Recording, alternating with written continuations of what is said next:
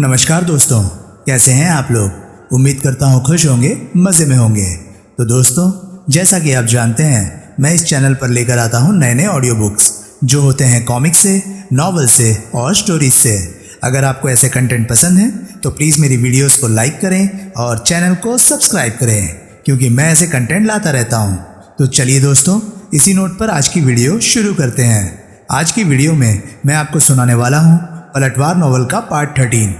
इसके बाकी के 12 पार्ट्स आप ऑलरेडी सुन चुके होंगे, और अगर आपने नहीं सुने तो उनके लिंक्स आपको ऊपर आई बटन से मिल जाएंगे।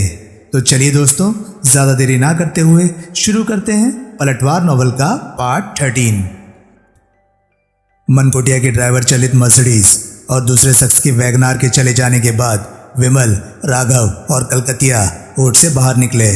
खोज से बाहर हुई रिपोर्ट के मुताबिक विमल बोला, इस वक्त यहाँ 2 आदमी मौजूद होने चाहिए। सच में ही 2 हुए तो काम आसान है और आसानी से होगा, लेकिन ज़्यादा लोग हुए तो खून खराबा होगा।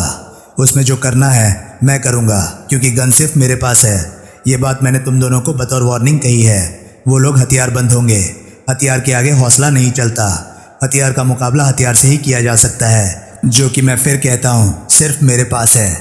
हमें क्या करना होगा? राघव बोला, सुनो, इमारत के दोनों तरफ राहदारी है जिस पर से होकर पिछवाड़े में पहुंचा जा सकता है, लेकिन इस्तेमाल में आती इधर वाली ही दिखाई दे रही है जिस पर से अभी कारें गईं। राघव, तुम इधर से टेरेस की तरफ जाओगे और टेरेस पर मौजूद गार्ड द्वारा ललकारे जाने पर बोलोगे कि तुम गोताखोर हो, डाइवर्स मेगा मार्ट के भेजे यहाँ आए हो, और मनकोटिया साहब ने तुम्हें बतौर गोताखोर कोई काम करने के लिए बुलाया है। समझ गए? हाँ बॉस।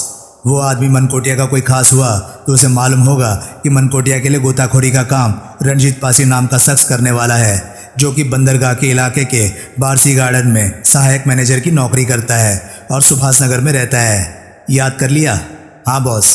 जवाब में तुमने कहना होगा कि पासी के पाँव में मोच आ गई है, जिसकी वजह से वो बिस्तर पर है और 3-4 दिन तक उठ के खड़ा नहीं हो पाएगा। आगे वो आदमी कोई छोटी मोटी बात पूछे तो उसका जवाब देना है। ना जवाब दे सको तो अपनी हाँकने लगना है। इस तमाम ड्रिल के पीछे मकसद ये है कि उसका ध्यान तुम्हारी तरफ लगा रहे और हम इमारत की दूसरी राहदारी पर चलते परली तरफ के टेरेस पर पहुंच जाए और भीतर मौजूद दूसरे शख्स को अपने काबू में कर ले। आप और कलकतिया? हाँ, एक के काबू में आ जाने पर दूसरे को काबू करना आसान होगा। कोई तीसरा, चौथा या 5वां भी हुआ तो मैं बेहिचक सबको शूट कर दूंगा।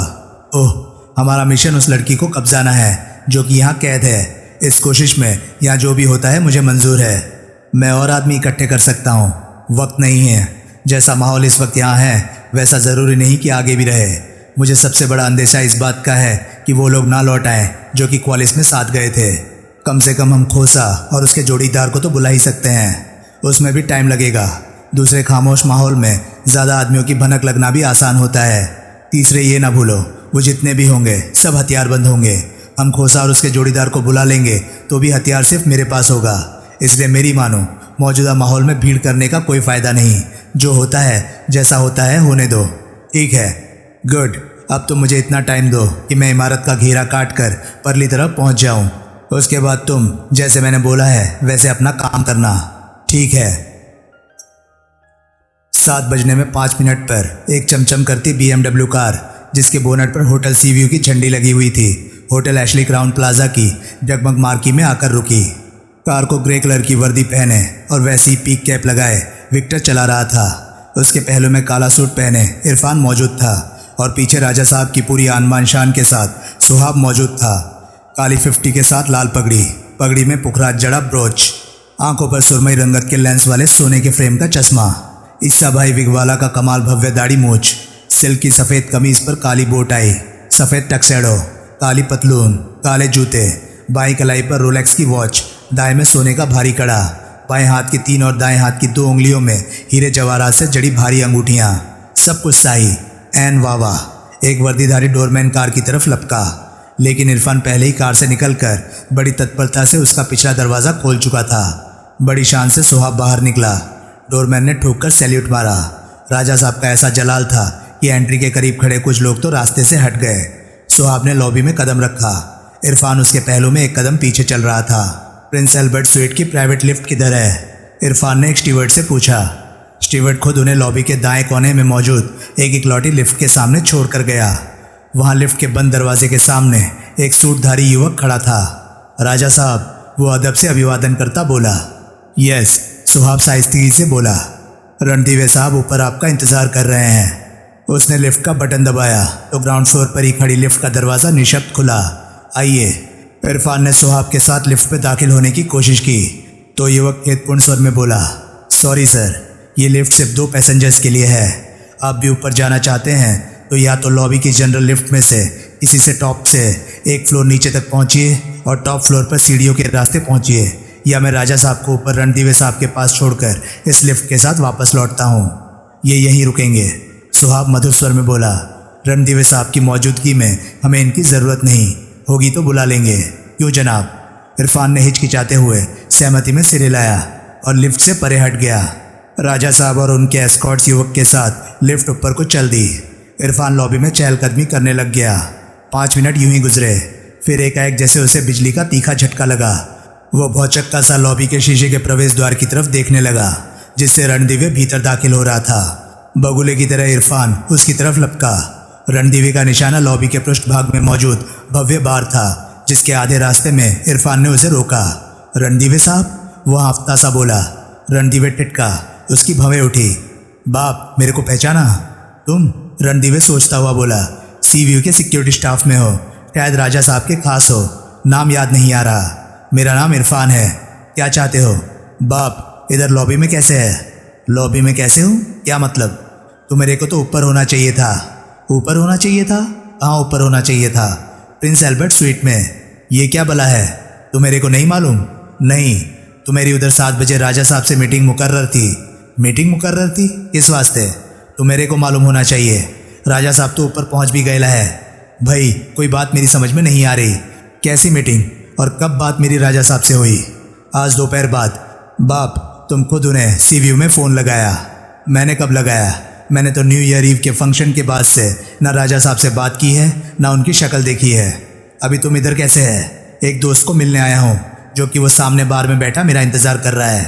पर तो मेरा भीड़ू तो बोलता था कि तुम ऊपर प्रिंस एल्बर्ट स्वीट में था और राजा साहब का इंतज़ार करेला था। What nonsense! जब मैं यहाँ हूँ तो ऊपर कैसे हो सकता हूँ? और कौन मेरा आदमी? उसे लाओ मेरे सामने करो ताकि। बाकी बात सुनने के लिए इरफान वहाँ ना रुका। बंदूक से छोटी गोली की तरह वो प्राइवेट लिफ्ट की तरफ भागा जिसे कि अब तक वापस नीचे पहुँच चुका होना चाहिए था। लिफ्ट नीचे नहीं पहुँची हुई थी। कॉल बटन दबाने पर उसकी कोई प्रतिक्रिया भी ऑब्जर्वेशन पैनल पर दर्ज ना हुई। वो जनरल लिफ्ट की तरफ भागा। करीब पहुंचा तो उसने एक लिफ्ट का आपका तीर जलता पाया और उसके दरवाजे बंद होते पाए। वो जबरन उसमें दाखिल हो गया। लिफ्टमैन और सारे पैसेंजर ने उसे घूरा जिसकी उसने परवाह न की। टॉप पर चल, वो बोला। ये लिफ्ट टॉप तक नहीं जाती सर, लिफ्टमैन बोला। 1 मंजिल नीचे तक जाती है, वहीं लेके चल। वहाँ तक पहुँचने तक लिफ्ट 3 जगह रास्ते में रुकी और यूं हुई देरी की वजह से इरफान अंगारों पर लौटता रहा। आखिरकार लिफ्ट का दरवाज़ा जब खुला तो वो उसका इकलौता पैसेंजर था।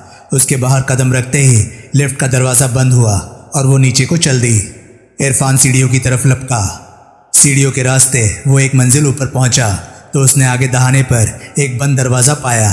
उसने उसका हैंडल पकड़ा तो पाया कि उसे ताला लगा हुआ था। उसने गन निकाली, उसकी नाल को चाबी के छेद से सटाया और घोड़ा खींचा। इस बार उसने हैंडल ट्राई किया तो दरवाज़ा खुल गया। वो भीतर दाखिल हुआ। उसने अपने पीछे दरवाजे की चिटकनी चढ़ाई और आगे गलियारे में कदम रखा। तभी उसे गलियारे के परले सिरे पर वर्दी वाला युवक दिखाई दिया जो सुहाब को ऊपर लेकर गया था। उसके सामने प्राइवेट लिफ्ट थी जिसका दरवाज़ा खुला था और जो उसका निशाना जान पड़ती थी। वहीं रुक जा, इरफान गला फाड़कर चिल्लाया, वरना गोली मार दूंगा। युवक का लिफ्ट की तरफ बढ़ता कदम जैसे हवा में फ्रीज हो गया। इरफान दौड़ता हुआ उसके करीब पहुंचा। क्या है? युवक हिम्मत करके बोला। साले कुत्ते! इरफान उसके गाल में नाल चुभता हुआ बोला, तेरे को नहीं मालूम क्या है? तो क्या है? हिल यहाँ से, चल जल्दी। तो कहाँ? जहाँ राजा साहब को छोड़ के आया। मेरे को नीचे काम है, वो उधर कॉन्फ्रेंस हॉल में है, वो चले जाओ। फटेले! इरफान दांत पीसता बोला, यही मरना चाहता है? भारी कदमों से वो उस बंद दरवाजे की तरफ बढ़ा जिसकी तरफ उसने इशारा किया था। करीब पहुंचकर उसने जेब से एक लंबी चाबी निकाली और उसे दरवाजे के बिल्ट इन लॉक में फिट करके उसे खोला। उतने में ही इरफान का शक यकीन में तब्दील हो गया। दरवाज़ा खुला। भीतर कॉन्फ्रेंस हॉल की मेज़ के करीब लगी 12 कुर्सियों में से एक पर सुहाब बैठा था। क्या? इरफान बोला। कारखानिस नहीं आया? सुहाब सहज भाव से बोला। रणदीवे बेडरूम में है, फोन पर उसे ट्रेस करने की कोशिश कर रहा है। रणदीवे बोला तेरे को ऐसा? नहीं, ये बोला। उसने युवक की ओर संकेत किया जो बेडरूम में गया और उसका पैगाम लेकर लौटा। तेरे को कैसे पता वो बेडरूम में है? उसने भीतर से मेरे को विश किया और खुद भी बोला वो कारखानिस को ट्रेस कर रहा था। वहाँ कोई नहीं है, देख ले जाके। क्या? वहाँ यही हरामी था जो बेडरूम से रणदीवे की आवाज़ में बोला। तेरे को कैसे मालूम? जब इसके सिवा यहाँ कोई है ही नहीं, जब ये बाहर से ताला लगा के यहाँ से खिसक रहा था तो और कौन बोला होगा? और बोले तो इसी ने तेरे को रणदीवे बनकर फ़ोन लगाया। अभी और बोले तो अंधेरी वाले अवधूत को भाई की आवाज़ बनाकर फ़ोन भी इसी ने किया। ज़रूर ये साला कोई टॉप का मिमिक्री आर्टिस्ट है। लेकिन हमने रणदीवे को वापस फ़ोन भी तो किया था। ये बातें बाद में करेंगे, यहाँ टेम खोटी मत कर, जल्दी निकल ले। सुहाब उछलकर खड़ा हुआ, लेकिन जल्दी निकल लेने की राय पर अमल करने से पहले सारे स्वीट का चक्कर उसने फिर भी लगाया। वो बाहर गलियारे में पहुंचे। नाम बोल, इरफान हिंसक भाव से युवक से बोला। खालिद, बम कितनी देर में फूटेगा? बम? सुहाब के मुंह से निकला। जब ये मुझे यहाँ अकेला छोड़ के खिसका जा रहा है तो पीछे और कैसे राजा साहब का काम होगा? ओह, जवाब दे। खालिद ने कलाई घड़ी पर निगाह डाली। 7 मिनट में, वो बोला। कपड़े उतार। क्या? जल्दी कहना मानेगा तो हो सकता है कि बच जाए। मरता क्या न करता के अंदाज में उसने कपड़े उतारने शुरू किए। तू भी, इरफान सुहाब से बोला। सुहाब थोड़ी देर के लिए गाफिल हुआ था। अब खूब उसकी समझ में आ रहा था कि इरफान क्या चाहता था। दोनों ने पोशाक की अदला बदली की। खालिद ने राजा साहब के फैंसी जेवरात भी पहने। उस दौरान इरफान बार बार घड़ी देख रहा था। वापस भीतर, वो बोला। वो भीतर पहुंचे तो इरफान ने गन के दस्ते का प्रहार खालिद की कनपट्टी पर किया। उसका शरीर लहरा कर गिरने लगा तो उसने उसे संभाल लिया और एक कुर्सी पर बिठा दिया। सिर्फ 3 मिनट बाकी है। फिर वो बोला, जल्दी से अपनी दाढ़ी मूछ इसको लगा और पगड़ी इसके सिर पर रख। दाढ़ी मूछ प्रॉब्लम थी, फिर भी सुहाब ने वो काम 2.5 मिनट में किया। दोनों झपट कर बाहर निकले। सुहाब ने दरवाज़ा बाहर से बंद कर दिया। प्राइवेट लिफ्ट तब भी वहीं खड़ी थी। क्यों खड़ी थी वो उन्हें भीतर दाखिल होने पर पता चला। उसकी कंट्रोल पैनल में एक चाबी लगी हुई थी जिसको ऑफ से ऑन करने पर वो एक्टिवेट होती थी। इरफान ने उसे ऑन की पोजीशन पर किया तो लिफ्ट का दरवाज़ा निशब्द बंद हुआ और वो नीचे को सरकने लगी। वो आधे रास्ते में थे जबकि भीषण आवाज़ के साथ बम फटा। विमल होटल शाहजहां के एक कमरे में मुग्धा के रूबरू था। नॉर्मल होने में मुग्धा को कई घंटे लगे थे। उसे नॉर्थ शोर की कोठी से निकालना मामूली काम साबित हुआ था। वहाँ के दोनों गार्ड उतने मुस्तैद नहीं निकले थे जितने कि उन्हें होना चाहिए था। ज़रूर ये बात उनकी कल्पना से बाहर थी कि वारदात हो सकती थी। दोनों गार्डों को निष्क्रिय करके उन्होंने मुग्धा को आज़ाद किया था और विमल उसे शाहजहां में लाया था, जहां मुग्धा की हालत के मद्देनज़र स्वतंत्र रूप से उसके चेक इन में दिक्कत पेश आई थी, लेकिन अंत में सब ठीक हो गया था। तुम कोई अजूबा हो? मुग्धा मंत्रमुग्ध स्वर में बोली। अच्छा, विमल मुस्कुराता हुआ बोला। शुरू में मैंने तुम पर कितना शक किया, कितना गलत समझा। अजनबी पर शक करना ही चाहिए, उसे गलत समझना ही चाहिए। तुमने मेरी जान बचाई। अरे नहीं भाई, सिर्फ तुम्हें कैसे आज़ाद कराया, जान बचाई। मनकोटिया के लिए मेरी कोई अहमियत नहीं थी और अंकल की अहमियत तभी तक थी जब तक वो नेविगेटर का कुछ सौदा करने की स्थिति में थे। अंकल की मौत हो गई। नेविगेटर किसी करिश्माई तरीके से उन लोगों ने खुद ही बरामद कर लिया। अब वो मुझे, एक गवाह को, भला क्यों जिंदा छोड़ते? ठीक, नेविगेटर हाथ में आते ही उसके मिजाज में जो तब्दीली आई थी उसने तो उसे छुपाने की जहमत तक नहीं की थी। अंकल मर कैसे गए? मुग्धा ने बताया। ओह, सुनकर विमल बोला। लिहाजा उन्होंने अपनी दवा की गोली के असर को कम करके आंका या अपनी सेहत को ज़्यादा करके आंका। जेल में हुई दुर्गत के बाद अपनी बर्दाश्त को ज़्यादा करके आंका। बहरहाल एक बड़ा रिस्क लिया उन्होंने अपनी जिस्मानी हालत के साथ, जो कि जानलेवा साबित हुआ। हाँ, नेविगेटर उन लोगों के हाथ कैसे लग गया मालूम नहीं, लेकिन इत्तेफाक से ही लगा। वो इत्तेफाक मेरे साथ भी हुआ था, लेकिन मैं लेट हो गया। मुहावरे में कहूँ तो early bird got the worm. कहाँ था? इमारत की छत पर मौजूद पानी की टंकियों में से एक में। ओह, अच्छा हुआ तुम्हारा अंकल पहले ही मर गया, वरना नेविगेटर हाथ से निकल जाने, सोना हाथ से निकल जाने के सदमे से मर जाता। इस वजह से तो ना मरता। अच्छा, हाँ, मुग्धा के स्वर में दृढ़ता का पुट था। लेकिन जब सोने का पता देने वाली कुंजी हाथ से निकल गई तो? कुंजी निकल गई ना, सोना तो ना निकल गया। क्या मतलब? मतलब बड़ा गहरा है। नेविगेटर में कोई भेद है? उसमें कोई भेद नहीं। वक्त आने पर वो अपना काम एन चौकस करेगा। तो सोने से लदी बख्तरबंद गाड़ी में भेद है, जो कि स्टीमर के साथ समुद्र में डूब गई। उसमें क्या भेद है? तुमने मेरी जान बचाई है, जिसका कोई बदला मैं नहीं चुका सकती। अब असलियत तुम्हें बताकर मैं समझूंगी कि मैंने तुम्हारा एहसान का बदला चुकाया। क्या है असलियत? स्टीमर के साथ डूबी बख्तरबंद गाड़ी में सोना नहीं है। क्या? मैं हकीकत बयान कर रही हूँ। सोने के लिए जो इतनी चौतरफा हाय हाय मची हुई है वो बेईमानी है। वो हाय हाय अंकल ने नहीं मचाई, उन लोगों ने मचाई जो किसी तरीके से नेविगेटर से वाकिफ़ हो गए थे और उसे अंकल से छीन लेने को आमादा थे। अंकल ने कुछ किया तो सिर्फ ये किया कि नेविगेटर नाम की एक निकम्मी आइटम की मिथ को शह दी ताकि वो लोग गलत रास्ते पर भटकते रहे और सोना जहाँ का तहाँ सुरक्षित रहता। बल्ले भाई, इतना बड़ा प्रपंच। एक लाचार दिखाई देने वाले शख्स ने बैठे बिठाए सबको, मेरे को भी तिगनी का नाच नचा दिया। मैं फिर कहती हूँ, अंकल ने नहीं नचाया, लोगों के लालच ने नचाया। सबने नेविगेटर को चिराग समझा जिसको घिसने भर से जिन निकलता और सोना उनकी हथेली पर रख देता। तुम ठीक कह रही हो, खुद मैं ही इस मुगालते का शिकार था। अब बोलो, असल में सोना कहाँ है? जहाँ शुरू में था, बैंक की बख्तरबंद गाड़ी में। बैंक की गाड़ी में? लेकिन तुमने तो कहा, ओह, तुम्हारा मतलब है कि जो गाड़ी स्टीमर के साथ डूबी वो बैंक की गाड़ी नहीं थी? हाँ, वो सूरत में बैंक की गाड़ी लगने वाली कोई डुप्लीकेट गाड़ी थी। हाँ, असली गाड़ी जिसमें सोना था अंकल ने कहीं छुपा दी। हाँ, अंकल खड़े पैर डुप्लीकेट गाड़ी क्यों कर पैदा कर पाया? खड़े पैर ना पैदा की, डुप्लीकेट गाड़ी हमारी स्कीम का हिस्सा थी। Please explain. मुग्धा ने गाड़ी से संबंधित हर बात दोहराई। ओह, विमल बोला, तो ये बात तुम्हें शुरू से मालूम थी?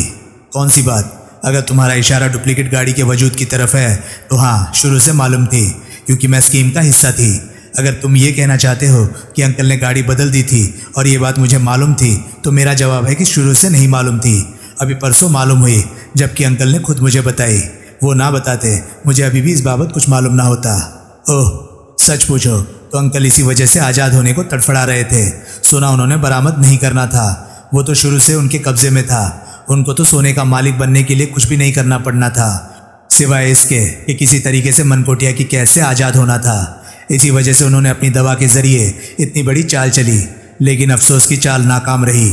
इस बात का दुखी नहीं, हैरानी भी है कि मैं अंकल की मंशा कभी नहीं भांप सकी।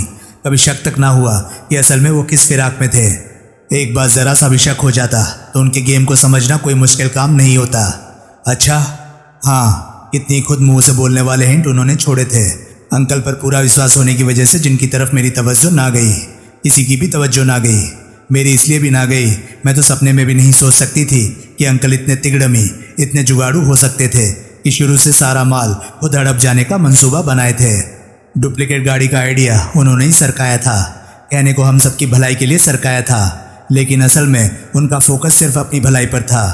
मेरे कज़न दामोदर से उन्होंने हमारे फार्म की गाड़ी को रीपेंट कराया, इसलिए कराया ताकि वो बैंक की बख्तरबंद गाड़ी जैसे दिखने लगती। मेरे सामने उन्होंने मोहन बाबू को बोला था कि नए पेंट के नीचे दोनों पहलुओं में लिखा यादव डेयरी का जो नाम मिट गया था, उसे नया पेंट सूख जाने पर दामोदर फिर से लिख देने वाला था। लेकिन असल में ऐसी कोई कोशिश नहीं की गई थी। मोहन बाबू की मौजूदगी में फार्म की गाड़ी की विंडस्क्रीन उतरी हुई थी, क्योंकि दामोदर विशालगढ़ जाकर वहाँ से नई बुलेट प्रूफ असली गाड़ी जैसी विंडस्क्रीन लाने वाला था। लेकिन अब मुझे खूब याद आ रहा है कि दामोदर इतना लंबा अरसा फार्म से कभी गायब ही नहीं रहा था कि विशालगढ़ का फेरा लगा लेता।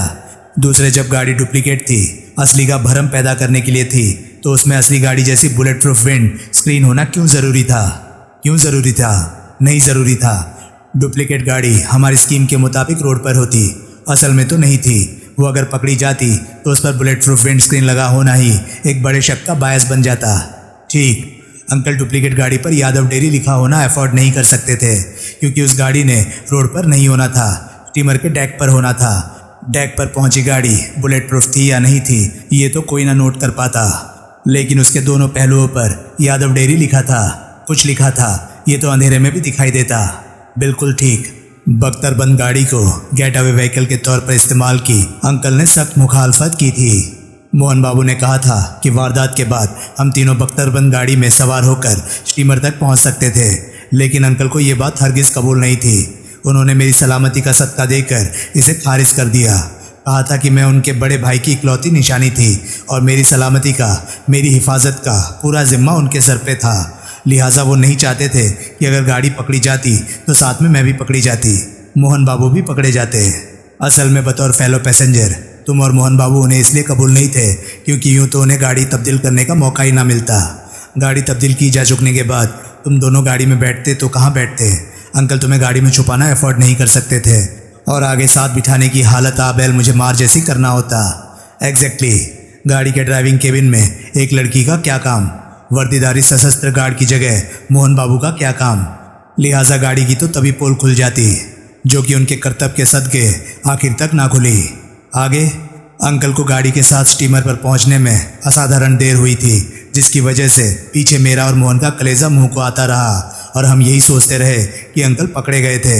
उस देर की वजह अंकल ने ये बताई कि शहर में ही गाड़ी का इंजन बंद हो गया था, जिसे बड़ी शिद्दत से उन्होंने ठीक किया था और फिर गाड़ी इसलिए धीमी रफ्तार से चलाई थी कि इंजन कहीं फिर बंद ना हो जाए। अब असलियत मुझे मालूम है। देरी की असल वजह गाड़ियों की अदला बदली थी। बैंक की गाड़ी को सीधे स्टीमर पर पहुंचाने की जगह वो पहले वहां गए थे जहां की डुप्लीकेट गाड़ी खड़ी थी, जहां उन्होंने असली सोने से लदी गाड़ी खड़ी की थी और डुप्लीकेट फार्म की गाड़ी के साथ हमारे पास लौटे थे। बल्ले, आधी रात के करीब स्टीमर पर मोहन ने अंकल को राय दी थी कि वो गाड़ी के पिछवाड़े में जाकर सोए रहे, वो 3 बजे उन्हें जगा देगा। अंकल को ये पेशकश कबूल ना हुई। उन्होंने गाड़ी के ड्राइविंग केबिन में मेरे और मोहन बाबू के साथ फंस कर बैठना कबूल किया, पिछवाड़े में आराम से लेटना कबूल न किया, क्योंकि वो पीछे जाकर गाड़ी खोलते तो वहीं अभी पोल खुल जाती कि गाड़ी में सोना नहीं था। हमें ये कह के भरमा दिया गया कि गाड़ी को यूं खोलना स्टीमर वालों को लालच की आग में घी डालने जैसा होगा। गाड़ी खोलकर हम उनके लिए सहूलियत करते और फिर वो लोग कोई आत्मघाती हरकत करने से बाज ना आते। कितना बड़ा सबक दिया अंकल ने उस घड़ी हमें कि लालच चूहे को शेर बना देता है। गलत तो ना कहा। फिर डेक पर शूटिंग की मुखालफत की। मोहन बाबू की मंशा व्हील हाउस की तरफ लपकने की थी ताकि स्टीमर के मालिक और उसके एक साथी को काबू में किया जा सकता। मोहन बाबू चाहता था कि अंकल गोलियों की बौछार से उन्हें कवर करके रखते। अंकल ने यह कह के मोहन बाबू की उस मंशा को खारिज कर दिया था कि वो आत्मघाती कदम था जिसे अंकल उसे नहीं उठाने देंगे।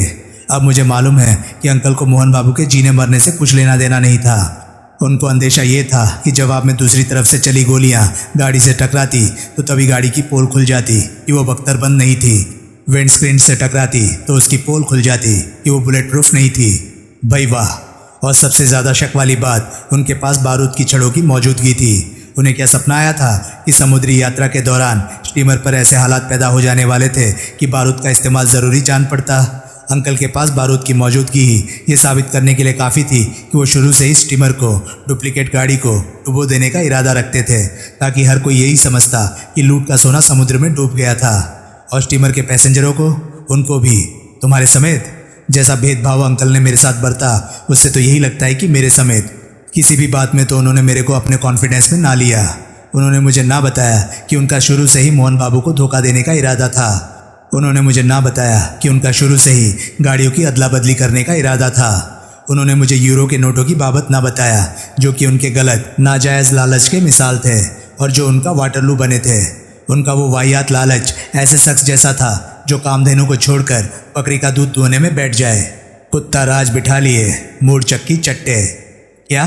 कुछ नहीं, तुम आगे बढ़ो। हाँ, उन्होंने ये ना बताया कि नेविगेटर कहाँ छुपाया था। ये न बताया कि सोने की बरामदी में नेविगेटर का कोई रोल नहीं था, इसलिए तो उसे छुपाने में कोई एहतियात ना बरती। ऐसी जगह छुपाया जो थोड़ी सी सिर खपाई के बाद किसी को भी सूझ सकती थी। तुम ठीक कह रहे हो, लेकिन आखिरकार ये तो बताया कि सोना समुद्र में स्टीमर के साथ नहीं डूब गया था। हाँ, ये तो बताया, लेकिन आखिरकार ही बताया। शायद उन्हें भी अंदेशा था कि B1050 की 3 गोलियां इकट्ठी खाने से उनकी जान जा सकती थी। मैंने सुना है कि इंसान मौत के करीब हो तो उसे इल्हम हो जाता है। सुना तो मैंने भी है। इन्हीं बातों से ये भी साबित होता है कि अंकल का कैसाना समुद्र तट पर पहुंचने का कोई इरादा ही नहीं था, जहां की सोने का खरीदार, जो कि अब मालूम है कि मनकोटिया था, हमारा इंतज़ार कर रहा था। हम कहीं और, किसी और ही समुद्र तट पर जाके लगे, क्योंकि खरीद फरोख्त के लिए सोना तो था ही नहीं। ठीक हमारी मूल योजना के अनुसार डुप्लीकेट गाड़ी ने ऑन रोड होना था और पुलिस की तवज्जो में आके रहना था। इतने दिनों से अखबार में बैंक डकैती की चर्चा है, उस गाड़ी का जिक्र तो कभी नहीं आया। ऐसा क्यों भला? क्योंकि गाड़ी ऑन रोड थी ही नहीं। वो तो असली गाड़ी की जगह स्टीमर के डेक पर पहुंची हुई थी और असली गाड़ी तुम्हारे अंकल ने छुपा दी थी। बिल्कुल। कहाँ? ये भी कोई पूछने की बात है? डेयरी फार्म में? और कहाँ? और किनारे लगने पर जब अंकल ने मोहन बाबू को आउट ऑफ पिक्चर कर दिया, उसको कॉन्फिडेंस में ना लेकर उसकी तरफ से पूरी तरह से पल्ला झाड़ लिया, तो मैंने अंकल से पूछा था कि हम 2 जने बिना किसी मदद के कैसे समुद्र से सोना निकाल सकते थे। तो उन्होंने बड़ी लापरवाही से फरमाया कि हम दोनों गोताखोरी सीख सकते थे, लेकिन सोने की बरामदी के लिए गोताखोर होना ही तो काफ़ी नहीं था। बकौल अंकल, गोताखोरी का साजो सामान सेकंड हैंड मिल सकता था, स्टीमर किराए पर मिल सकता था, लेकिन बीच समंदर में स्टीमर को हैंडल कौन करता? समुद्र की तलहटी से सोना ऊपर कौन पहुंचाता? कैसे पहुंचाता? मैंने ये बात अंकल से कही तो उन्होंने झुंझला के बोल दिया कि वक्त आने पर वो सब इंतज़ाम कर लेंगे। क्यों बोल दिया? क्योंकि असल में तो ऐसा कोई इंतज़ाम करना ज़रूरी था ही नहीं। सोना तो डूबा ही नहीं था, इसलिए उसकी निकासी का कोई मतलब ही नहीं था। बढ़िया। यही सवाल अंकल के सामने मनकोटिया के वकील ने भी खड़ा किया था कि नेविगेटर क्या कोई चुंबक था जिसका रुख समुद्र की तरफ किया जाता तो सोना खुश्की पर खींचा चला आता? उसको समुद्र की तलहटी से सतह पर लाना क्या कोई हंसी खेल था? वो भी था तो क्या हम 800 किलो सोना जेबों में भर लेते और बाजार में कहीं भी ले जाकर आराम से उसके पैसे खड़े कर लेते? अंकल ने उस बात पर भी कान से मक्खी ही उड़ाई थी। क्यों? क्योंकि ऐसा कुछ किया जाना ज़रूरी ही नहीं था। जब सोना डूबा ही नहीं था, वो सिर्फ और सिर्फ अंकल के कब्जे में था, तो उन्होंने सोने का रुख करने की जगह कूपर रोड का रुख क्यों किया, जहाँ की उनकी गिरफ्तारी की नौबत आई? कहते शर्म आती है, लेकिन वजह यही हो सकती है कि मेरे से भी तो पीछा छुड़ाना था, अपनी सगी भतीजी से। तभी तो बोला कि कहते शर्म आती है। दूसरे, उन्होंने सपने में भी नहीं सोचा होगा कि गिरफ्तार हो जाएंगे। तीसरे, वारदात के फौरन बाद सुनामपुर का रुख करना अपनी हालत आबैल मुझे मार करने जैसा होता, और उधर के हालात नॉर्मल हो जाने तक वेट करने में उन्हें कोई परेशानी नहीं थी। वो वेट करना अफोर्ड कर सकते थे। सोना बहन और भांजा हजम कर जाते तो, कर ही चुके हो तो उनकी मजाल नहीं हो सकती। बहन कमज़ोर, जज्बाती, विधवा औरत, भांजा कम उम्र, आज्ञाकारी। ऊपर से अंकल ने सरस्वती को पहले ही बोला हुआ था कि हासिल में वो भी हिस्सेदार थे, फिर वो अमानत में खयानत क्यों करेंगे? वो तो अंकल के लौटने तक जी जान से माल की हिफाजत करेंगे। बहरहाल, अब तुम्हें मालूम है कि सोना डूबा नहीं है, वो कहाँ महफूज है। हाँ, और तुम आज़ाद हो। क्या कहना चाहते हो? नेविगेटर के पोजीशन पर फूले ना समाते मनकोटिया को जब ये पता लगेगा कि उसके हाथ झुंझुना लगा था तो उसका कहर किस पर टूटेगा? मुग्धा खामोश रही। कल शाम तक उसे पता चल जाएगा कि सोना अपने मुकाम पर नहीं था। फिर भी सोना हाथ आने की उसकी कोई आस उम्मीद बाकी बचेगी तो वो तुम्हारे पर टिकी होगी। फिर ज़रा सोचो, वो तुम्हारी तलाश में ज़मीन आसमान एक नहीं कर देगा तो मैं क्या करूं? मुश्किल सवाल है। हो सकता है अंकल के कहे मुताबिक डेयरी फार्म में जहाँ सोना होना चाहिए वहाँ वो ना हो। चलो माना कि हो सकता है, लेकिन मनकोटिया को तो इस बात की खबर नहीं होगी। वो तो यही सोचकर तुम्हारे पीछे पड़ेगा कि सोने तक पहुँचने का कोई इकलौता जरिया बाकी है तो वो तुम हो। तो मैं क्या करूँ? मेरे से पूछ रही हो? हाँ, तुम भले आदमी हो। तुम क्या मुझे कोई गलत मशवरा दोगे?